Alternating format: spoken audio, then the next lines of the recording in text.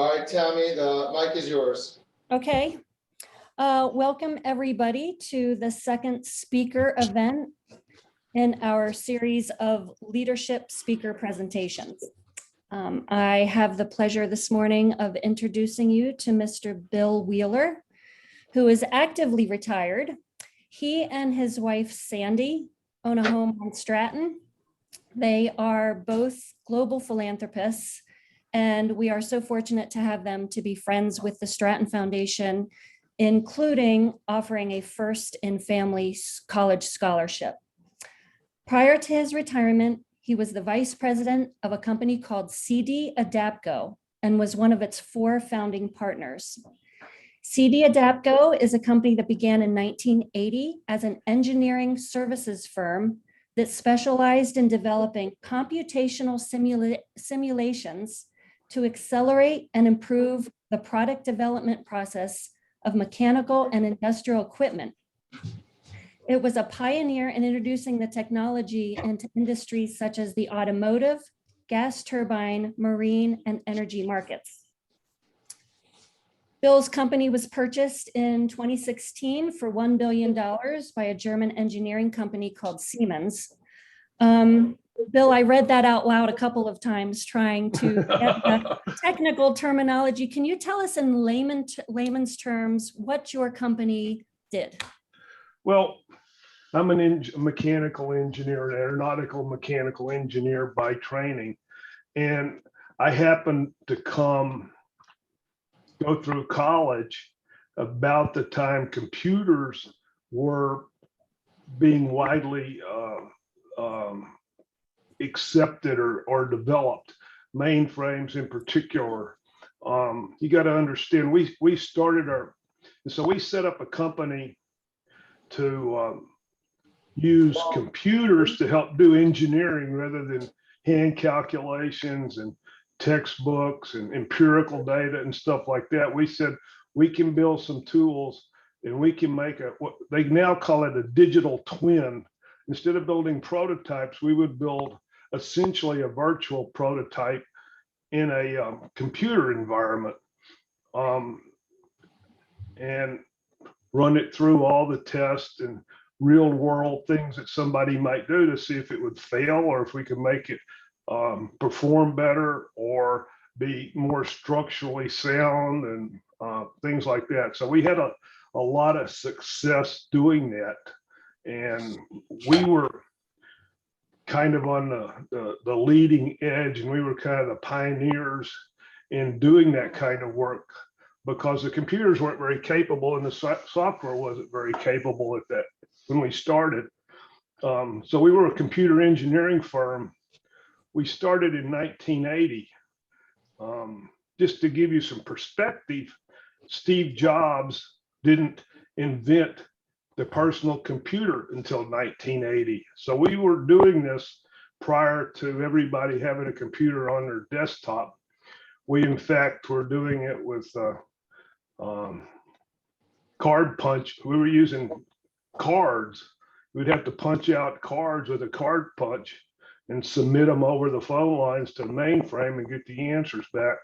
There was essentially no computer graphics back in the day. So a lot of people didn't think that you could do what we were able to do. So we would walk into a lot of big companies and say, hey, we can do something. And they say, no, you can't. Our experts say you can't do that.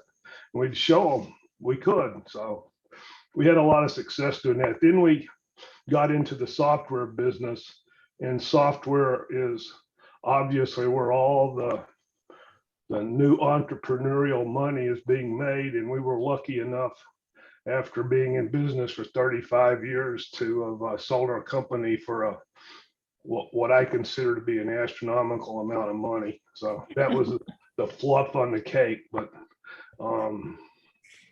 that's another story in itself, which I don't want to talk about today because that's not how I define my success. Okay. Let's learn a little bit about you. Can you talk about your childhood? Where you're from? I grew up in a really small town of about 10,000 people out in West Texas on what they call the high plains. which was a almost desert atmosphere. They call it semi-arid. The land basically forever had been ranch land. In 1900, if you go back and look at the population of the county that I grew up in, and the county was 30 miles by 30 miles, it was a 900 square mile county. In 1900, the population was 3 officially on the census count. So when they started drilling for oil, they quickly knew that this was a good area to drill in. We're right on the northern part of the Permian Basin. And so they were able to find oil and started drilling oil out of the ground in the 1920s, and started putting in oil wells. So when they drilled the oil wells, they would find water first, and then they would get down to the oil. But then they said, well, we take this water and pump it on this ranch land. And so they started doing farming, primarily cotton and grain sorghum, which is a cow beef food stock for beef. So I used to say, when you go to Old Settlers Day in West Texas, you got to meet the old settlers. In fact, some of my friends' parents were some of the earliest settlers in the county when they were children living in dugout type houses. This is real prairie living. So, and it's still kind of an ugly town. There's not very many trees. It was called level land for a reason. There were no hills, there were no streams, there's no highway bridges, very, very arid. So how I got to where I can go skiing and being in the mountains, I'm not sure. That's a long story, but it was a blue collar town. Almost everybody there worked either in the oil field or on a farm. So all the people that I grew up with, their fathers were either working in the oil field or farmers, both of which are really, really, really demanding, labor-intensive jobs. So there was a big libertarian attitude out in West Texas. There still is. You were expected to take care of yourself and take care of your family. And it was your responsibility. So that was kind of ingrained on me from the beginning. Now, my father, for whatever reason, his dad, he came from 5 kids, all 5 of which got a college degree back in the 20s and 30s. Very, very rare. He was a school teacher. When I was born, he was the high school band director in Levelland, and then they built a community college there, and he got a job there and changed careers. When I was about 12 years old, he actually had to, because he developed rheumatoid arthritis and couldn't do his preferred occupation was band directing. So he had to go back to school, get a master's degree, and start teaching in a college. And he was very, very infirm at that time because of rheumatoid arthritis. So he was a big inspiration in my life.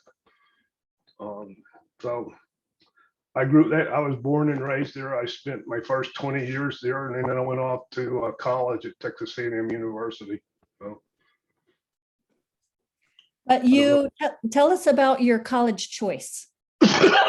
well, again, my dad was a school teacher, and in most places, school teachers don't make a lot of money. They make enough to get by on, but they don't have tons and tons of money. And there wasn't a lot of access to scholarship money and things like that. So when I got ready to go off to college, I kind of knew I wanted to be an engineer because I grew up in the area in the age of the space race and Sputnik and the space program. I was always fascinated by airplanes and spacecraft and stuff like that. So I kind of wanted to be an aeronautical engineer. Most of my teenage years, So I decided, I went in and I told my dad, I said, I think I want to go to school over at New Mexico State, which is out, of course, would have been out of state tuition. It wasn't, it was a good school. My dad thought that was a great idea, but then he said, how are you going to pay for that? And I said, well, I'm not sure. You're not going to pay for it. He says, no, I'm not going to pay for that. I'll pay for you to go right here to this community college in Levelland, Texas. And I said, well, you know, I wanted to get out of Levelland, but, you know, that was the only choice I had. So now that I think back at it, not having a lot of choices sometimes is actually a blessing. So I didn't have much of a choice. I went to school out at South Plains College. And to be honest with you, I was kind of worried about whether I was going to be behind when I went off to a four-year college. But when I got to my next venture, which was Texas A&M University, a big engineering school, I found I was better prepared than anybody who went to school at Texas A&M for the first 2 years. And I started asking myself, why coming out of a small college in West Texas would I be better prepared? And it was pretty obvious. People just don't talk about it, but I was being taught by professional teachers at the community college, people who had taught these classes over and over and over again and learned how to actually convey information to the students. The classes were also, you know, anywhere from 7 to 20 people maximum.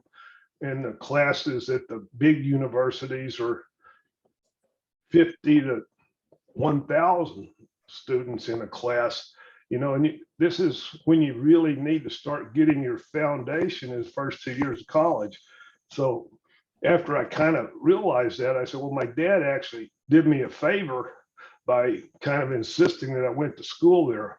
The cool thing about it was he was the math professor as well as a band director. So I got to take several math courses, and he taught me my first computer programming class. So then, you know, eventually we wrote this big computer program, which made a lot of money for us. So it's kind of ironic, but, you know, a lot I see in the Northeast, especially up here where I live now, that there's the guidance counselors want to steer all the good students to go to some other places that they might, you know, reputable schools. Well, I'm telling you that the community college experience, while you don't get the quote college experience, you can learn a lot of stuff there, and it's very affordable, and the quality of the education is excellent, and it's just, people just don't realize that. They look at it as a gee, I wasn't being successful. But I think those 2 years I spent at community college really helped me all the way through my life, because I got such a good foundation in the first 2 years of college. And I went off. Okay, So Bill, I just think it's such a good point that you're making right now that I really hope the kids are hearing. And I think it's not always, you know, I mean, definitely the school counselors are part of the push for prestige and big ticket colleges. But I think it's internal too with the students. You know, a lot of just societal pressure is if you get a degree from a more prestigious college that makes you a better person or it makes you more employable. But I think what you're saying is, you know, what makes you successful are the internal characteristics that help you to strive for more and that help you to engage with your learning. It's not the label on the ticket, right? It's what's inside of you that matters. Right. I mean, you know, you don't get to join a sorority or fraternity. They don't have big sports programs to go watch. So it's probably not as much fun as going to a big school, but it certainly gives you a good education. To me, that's what you go to school for, is to get an education, learn how to think, and maybe learn how to have a profession while you're there. And you know, the community colleges also offer programs for people who don't want to go on to four-year colleges. They offer a lot of programs where you can learn how to be what I would call a blue collar type job, carpentry, welding, things like that. The community college that I'm a big supporter now of this South Plains College that I went to. I just was a lead donor on building a new science center there, which I named after my mom and dad. But I've been talking to them about other programs, and they're talking about putting in a drone program to teach people how to maintain, fly, and do and to get people skilled enough to work in the drone industry, which is a brand new industry that we haven't even seen the tip of the iceberg yet. So you can go to places like that, and you think about it, it's a good place to go. And even if you want to be a carpenter or a laborer or a plumber or an electrician, those are admirable professions. You can make a good living at them, but you got to learn how to think, and you got to learn how to meet deadlines. And you learn that in college. You don't learn that in high school.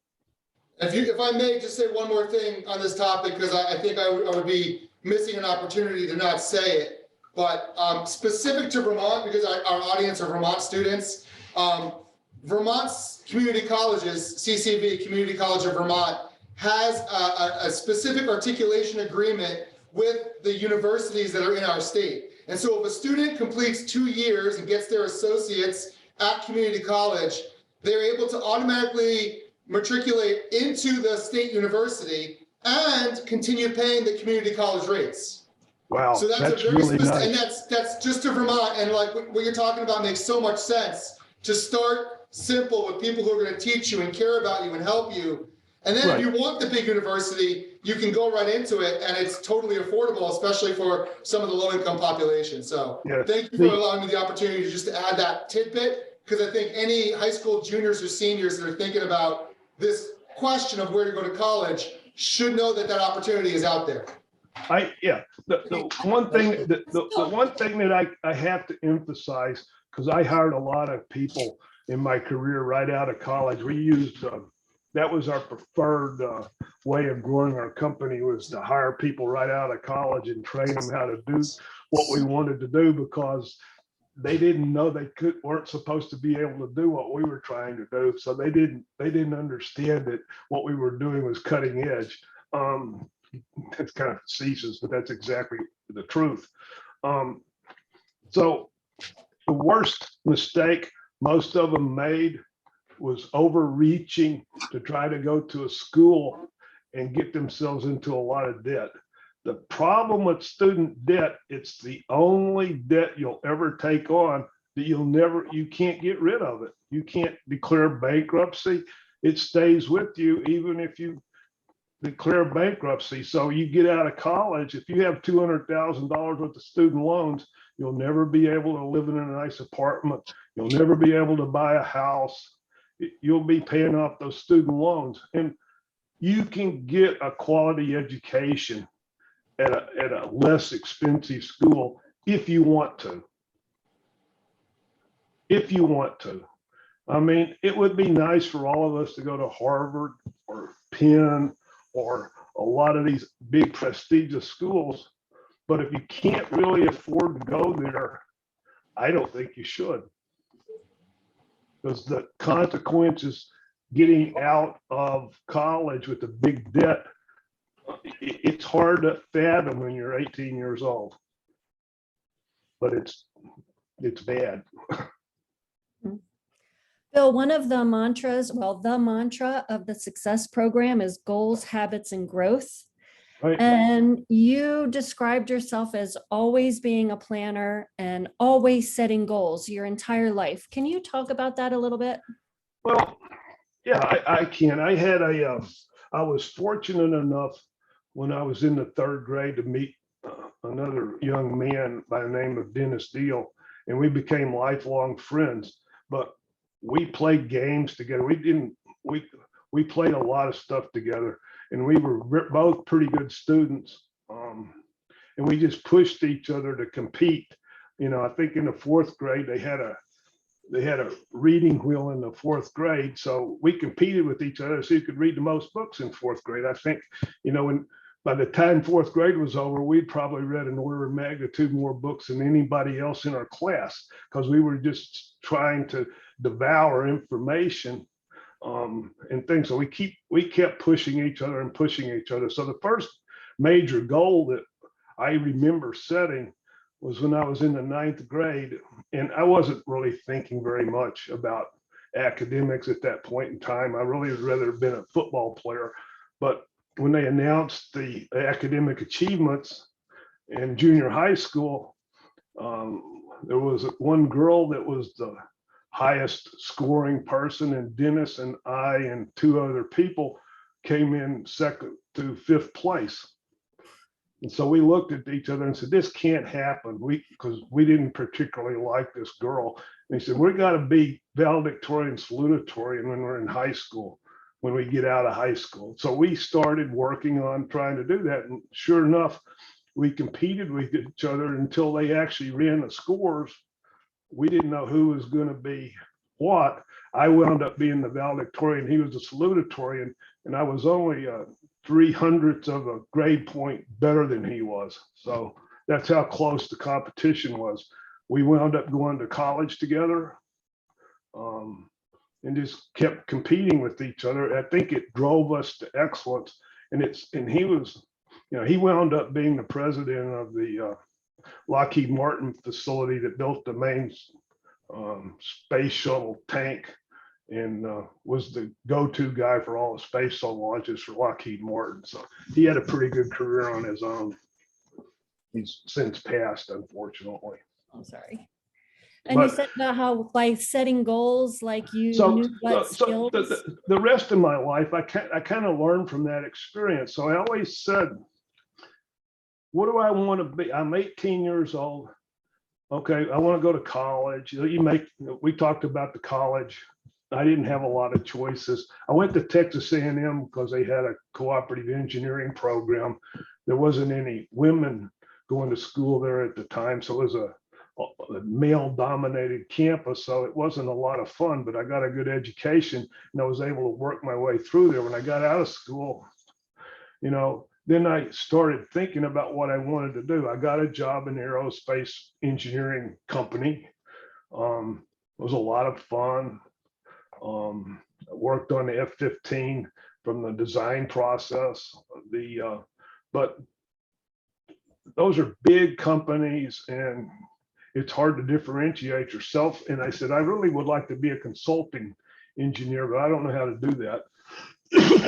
I said, the one thing I do know is that I'm not doing anything from a business standpoint, and I'm not doing anything that requires any verbal communication or written communication with anybody right now.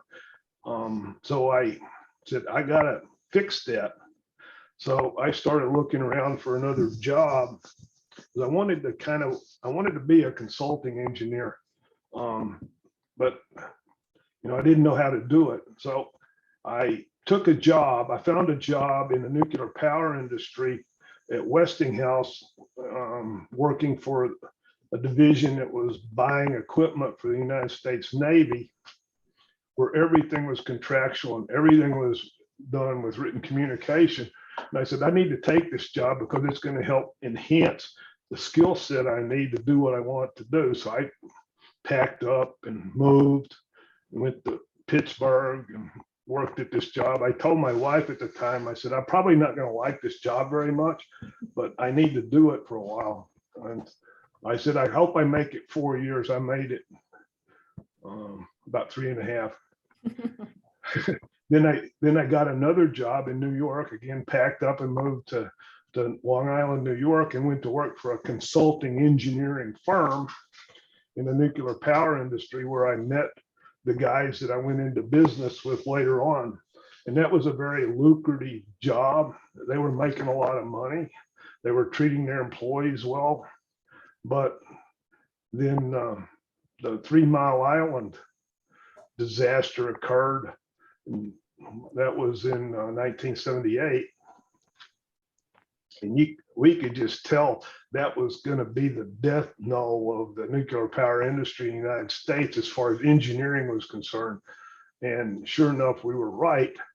So in 1980, when it was apparent we were not going to be working, doing what we were doing for this company, we hung up our own shingle and said, well, let's hope we can find somebody to want to do what we want to do. And we were, my partner, I was lucky enough to be with a guy that was a real entrepreneur. I don't consider myself to be a real entrepreneur. A lot of people, I mean, I do have an entrepreneurial spirit, but he was the Bill Gates and Steve Jobs type. I was more like the Steve Wozniak type of guy, the detailed guy who could do all the work. So we started our company, and the rest is history. We were able to keep it going for a long time and develop some things that people had never seen before. It was for the first 20 years we were in existence, it was really, really good. But again, you're setting goals every major birthday, now it's every 10 years, every 5 years, I would try to set a set of goals for myself. So what do I want to be when I'm 30? What do I want to be doing when I'm 40? When I'm 40, what do I want to be doing when I'm 50? And you don't set real specific goals, but you try to figure out where do you want to be? What do you want to be doing? You want to have a family? You want to have kids? Where do you see yourself living? Those kinds of questions, and try to do what you need to do to achieve those goals. I've always done that. I don't know where it came from. Maybe my dad taught it to me. If he did it in a very subtle way. But I believe in that big time. Think about what you want to be 10 years from now. I'm still thinking about that. I'm still working on myself. I'm trying to learn how to be a philanthropist because I was lucky enough to get some money handed to me late in my career. And I feel I need to do something productive with it, not just spend it on myself. We talked about you and I had a conversation, and we talked about your company and like, what is the difference between, or how did your company identify opportunities, and how you reacted to the environment and how you took risks? Can you talk about that a little bit? I'll talk about risk. We've had a couple of conversations. Risk and decision making and opportunities are all tied to me and kind of one thing. And I have my own philosophies after kind of being and watching and look at what happened.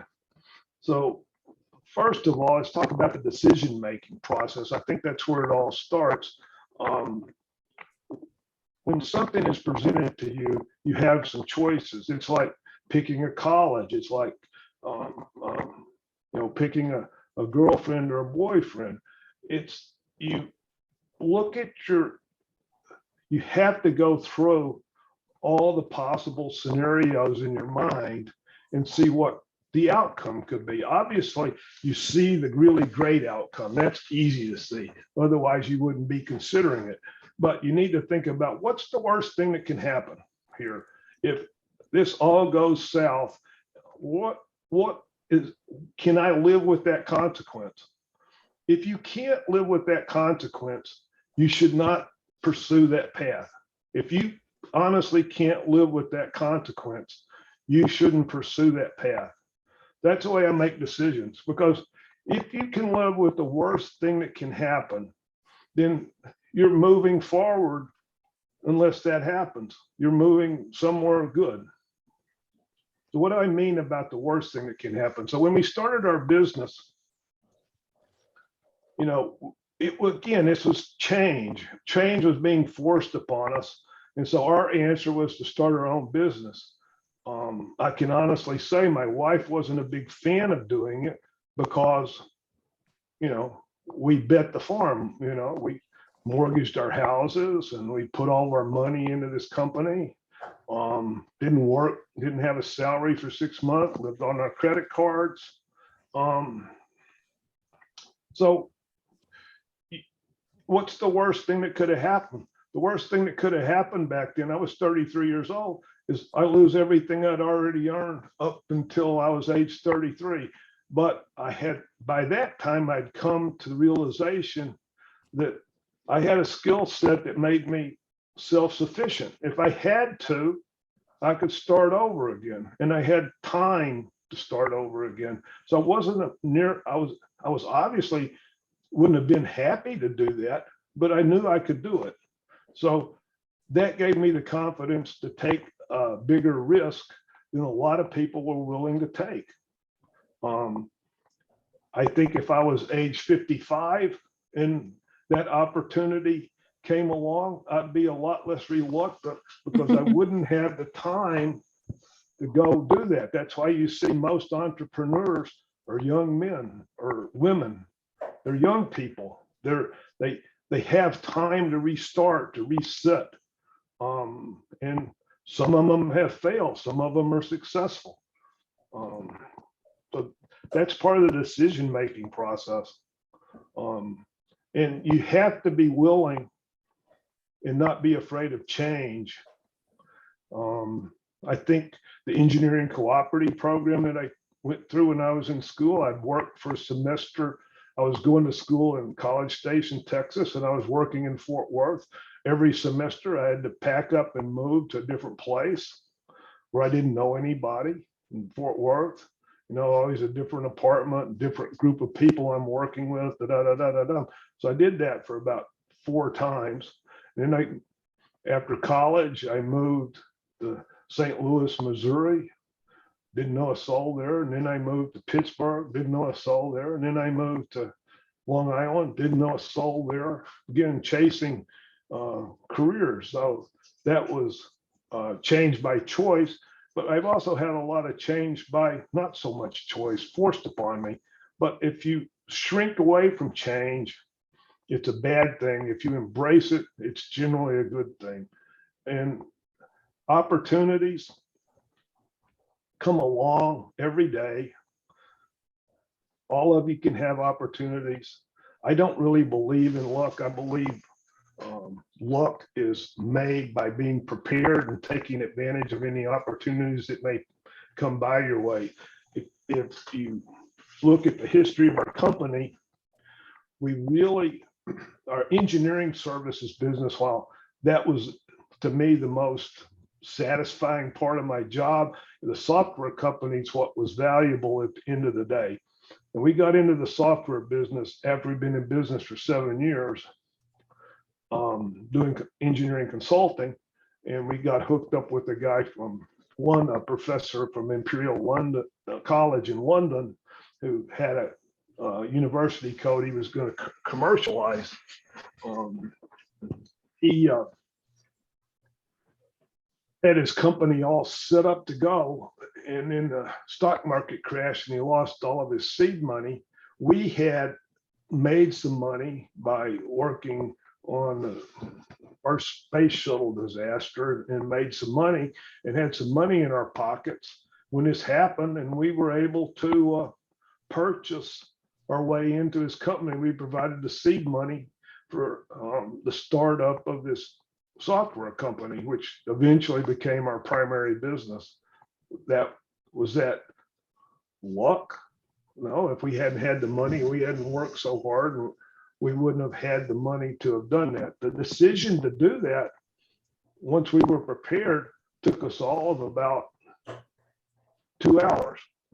Once it was presented to us, yeah, let's do this. But, is that luck? I don't know. I think it's made luck.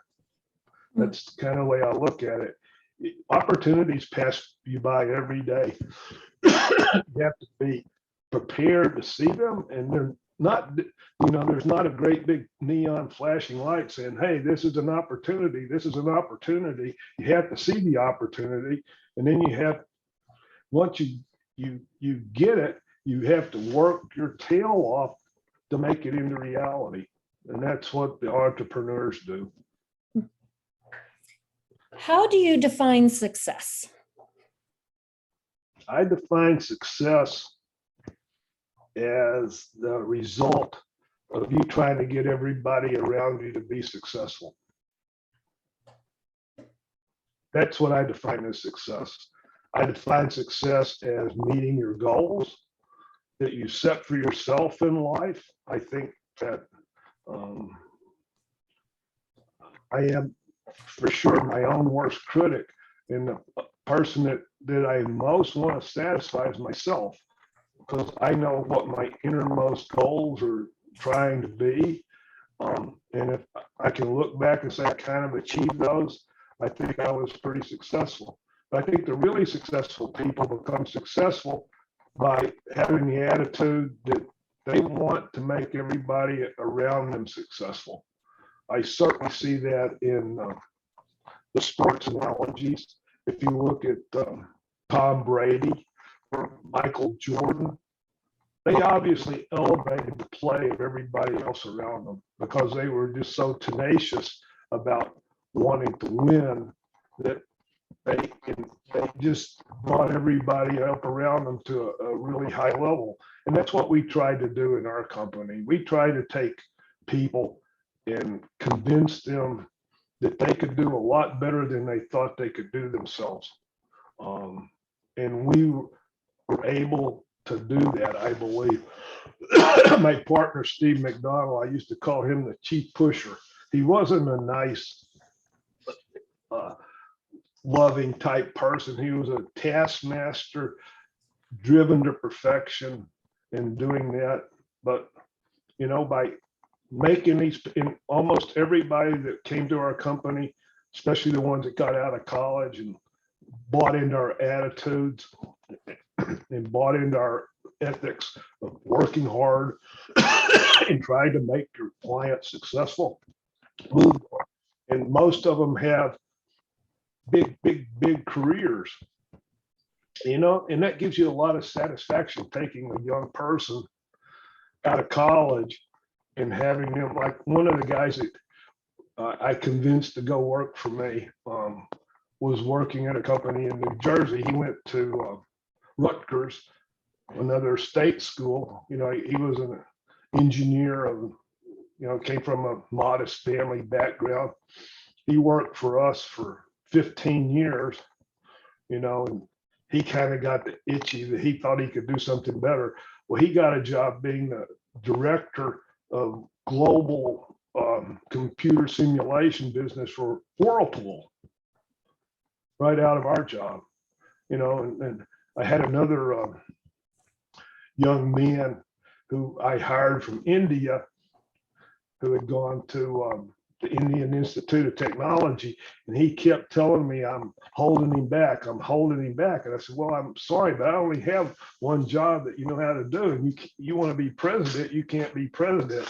So he eventually left, and he became the director of engineering for GE wind turbine division when he was about 40 years old. So, that makes me feel really good about helping somebody along the way. And those people don't forget you whenever they go to those jobs. So guess what? We work for GE wind turbines, and we work for Whirlpool. So those guys knew our attitudes and what we were capable of doing. So success breeds success. That's what I believe. You sent me a list and you said, my biggest rite of passage in life was when I realized that I was self-sufficient and totally in control of your own destiny. Yes, that I believe that's the goal that everybody in high school should have. I want to be in control of my own life. I certainly wanted to be that person when I got out of high school. I don't think I came to that realization until I was probably about 30 years old. After working for a while and looking around and understanding what I'd learned and what I could do, I knew I could do whatever I wanted to. I didn't have to thinking I needed to go back and rely on my parents and do some stuff like that. I mean, my parents were great people, don't get me wrong, but you know, they had their own issues to deal with. But I think that's the most empowering thing that a person can do, is to come to the realization, I am in control of my own destiny and I can do whatever I want to. And I have 5 kids between my wife and myself. I'm in a second marriage right now, but my older son certainly has that attitude. And my younger son doesn't particularly have that attitude yet. He's 35 years old. He's working on it, but he hasn't quite gotten there. I don't know how you instill that in people, but that's a goal that you need to set for yourself. I want to be in control of my own life. I don't want anybody else in control of it. I want to give kids time to ask questions, but I do want to go down your list of 7 things that you reflect on that worked for you. Okay. And the first one you have, I don't know if you're looking at it, you have be humble and respectful to all people. Now that's my West Texas background. You were just expected to do some stuff, and I started noticing that, especially when I started traveling over to Europe, where I think the Europeans have a much they're more interested in leading a happy life than the Americans, you know. And so they want fresh food, they want this, and so they're willing, and that takes people to do jobs that we don't necessarily put much value on as an American society. I remember going to a place where a guy was just opening the gate to get into the parking lot at Fiat in Italy. And he would talk to everybody and they would talk back to him. You could tell they were being very courteous to him. And all he was doing is lifting a gate and letting them in. Here we would have a punch card and you just drive into the gate and never have any action with anybody. But, you know, some people, the best they can do is to be a gate opener. But why should we disrespect them? Because that's the only skill set that they have. I believe anybody that's really trying to work hard and do the best that they can deserves your respect, because that's what it's all about. I just don't think that anybody should look their nose down because you're a plumber, you're an electrician, you're a person working at Lowe's. I think that you should respect people that work, period. Awesome. Number 2, your career choice should be based on what really interests you. Yes, that worked for me. When we started our company, I'll be honest with you, making a lot of money at the end of the day wasn't even in the top 5 reasons that we started a company. Number 1, we really wanted to show, we thought that there was this great technology and we wanted to go show the world about it. We thought we could make a living doing that, so we were trying to feed ourselves, but we weren't looking to become really, really wealthy by doing that. I see other, and I know a lot of people that are doctors. I know a lot of people now that are professionals, and those people that love what they do are very happy and very, very successful in their own minds. Those people that are chasing money, it's hard to keep up with the Joneses, and they're always kind of insecure and not necessarily so happy. I don't think so. I don't think money is the key to success by any means. And you said people that play the lottery, aren't really seeking success. Or how did it? The lottery is a luck. I'll say I did have some luck early on. I had a bunch of classmates that were really, really, we all kind of pushed on each other. And there was a lot of people who had a lot of success in my high school class. I've seen other classes that there wasn't a lot of people that were successful. So some of the circumstances that you are born into, that's luck. But really what it boils down to is you should just say, this is the situation that I'm in. What can I do about it? And how do I play this hand and play it well? It's kind of like game playing. I was a big game player when I was growing up, and I wasn't, I don't know that I've been a video game player, but I like games that have a lot of strategy and you have to think ahead and doing that. So I played a lot of chess. I played a game with my friend Dennis. It was called Stratego. We played Risk and World Dominant. We played games that took forward thinking. Says a lot Right. about surrounding yourself, who you surround yourself with, right? You surrounded yourself with kids who wanted to succeed and compete and I guess, are we all pushed on each other? One of my other classmates that I graduated high school with, again, this is a small class of about 140 people. We graduated in our high school class. Like I said, I did pretty well. My friend Dennis did pretty well. Another young man that was that we went to school with went to work in the oil field. He became a big executive for BP, and at one time was the number 2 guy in the biggest oil company in Russia. So, and he's now on the board of directors of at least 5 Fortune 500 companies. Another one of my classmates became a forensic anthropologist and had a teaching career at Georgia Tech. Go on, another one got a PhD and taught medieval history at University of Chicago. That was just 5 out of the 140. There's several other ones that have also done quite well for themselves. So again, lucky, I suppose, Tammy. I'm not sure. Number 3 is play the hand you are dealt, not the one you wished you had. Yeah, that's always true. You're in a set of circumstances, and 2 things that you shouldn't do. You can't just say, "Oh, I wished I'd have had rich parents. I wish I had, my wife hadn't died. I had a wife that died. I didn't plan on that. That was one of my biggest failures of planning. I didn't anticipate outliving my wife, but I did. That forced another big change in my life. But you have to think about it and say, what can I do with what I have in my hand? I believe that. And the other thing you can't do is you can't look backwards at your decision making and wish you hadn't made a decision, because you did. And all you can do is make yourself neurotic if you keep living in the past. So you have to always look forward, not backwards.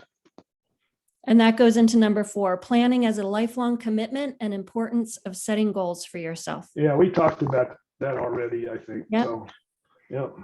Number 5, continually try to analyze and understand yourself. Be your worst critic. You just mentioned that. I spent a lot of time, especially after I got out of CNN University, looking at myself, about what my good traits and what are my bad traits. One of the things that I did is I was a football player when I was in high school. It made me kind of mean, and I like being mean at that point in time. And it started kind of bothering me. Why do I like this? I did a lot of reading. I did a lot of self-inspection. And it became obvious to me that we all have some really good traits and we all have some very bad traits. And people have been writing about this yin and yang of personality forever. It's a trait that's built into all of us. And I think you really need to try to make a lifelong commitment to understanding yourself. What are you good at? What are you not good at? And how do you put all that into balance? And when do you use your good traits? And when do you might want to rely on some of your more bad traits, or the ones that you don't like about yourself, to your advantage? my entrepreneurial partner used to always say, it's not your good trait, it's not your bad side that gets you in trouble, it's your good side. So that's true. I tend to be a perfectionist, but being a perfectionist also means you're a procrastinator. So what's the worst thing you can do is being a perfectionist is to miss some big deadline as a consulting engineer.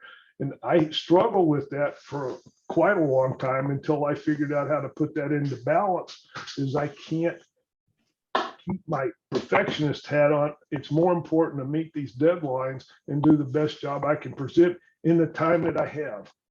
So procrastination is a bad side, but it's a result of the fact that I'm perfectionist. But the perfectionist part of me allowed me to do some things that other people wouldn't necessarily have accomplished.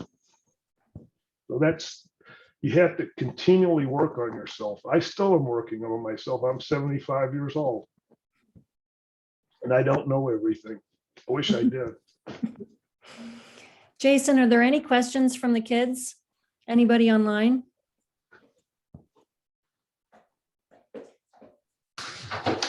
Sorry, I was on mute. Thank you, Abby, for unmuting. I've got a million questions. I can speak to you, Bill, probably all afternoon, but I'm gonna, do you guys? We only have like 5 minutes before these guys have to get to class, but any other questions or feedback, comments? I really enjoyed listening to your story.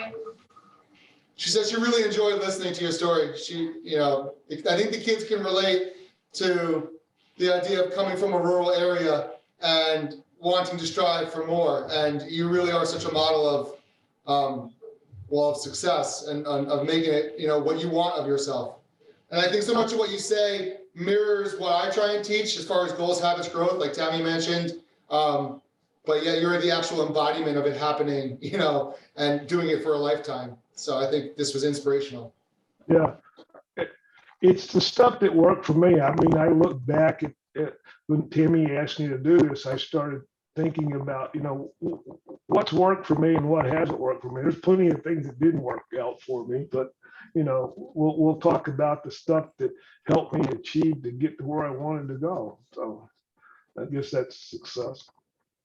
The one thing that I do feel really good about myself is I know that the technology that we were able to help pioneer has made the world a safer place, and all the equipment, the cars are so much better, the airplanes, the engines, everything's a lot better than it used to be back before 1980. And the big companies have adopted this technology, and they're now all using it as part of their regular procedures. That's what really defines my success, is knowing that I help do something good like that. That's what I don't look at the money as being successful. I really don't. Well, thank you for your time. It catches everybody's attention, but it's not. It sure does. A billion is a big number. Thank you for your time this morning, Bill. We really appreciate you taking the time to spend with us. I know that this was very thought-provoking, and thank you for continuing this speaker series. You've definitely given us all something to think about. Well, thank you, Jason, and I hope that somebody gets maybe a little bit of glimpse of things that they can try in their own lives. Good luck, kids. Thank you so much. And thank you, Tommy and the Shine Foundation, for putting this together and creating this opportunity for everybody. Okay, thank you. Thank you, Bill. Have a great day. Good night. Bye-bye. Hold on, guys. Don't leave for just a second.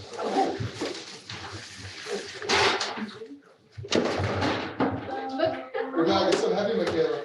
My bag is very heavy. It's all just Okay. Just the last thing I want to say, I see people are still here. I'd like to end the meeting before I say what I have to say. Hold on one second, Sam.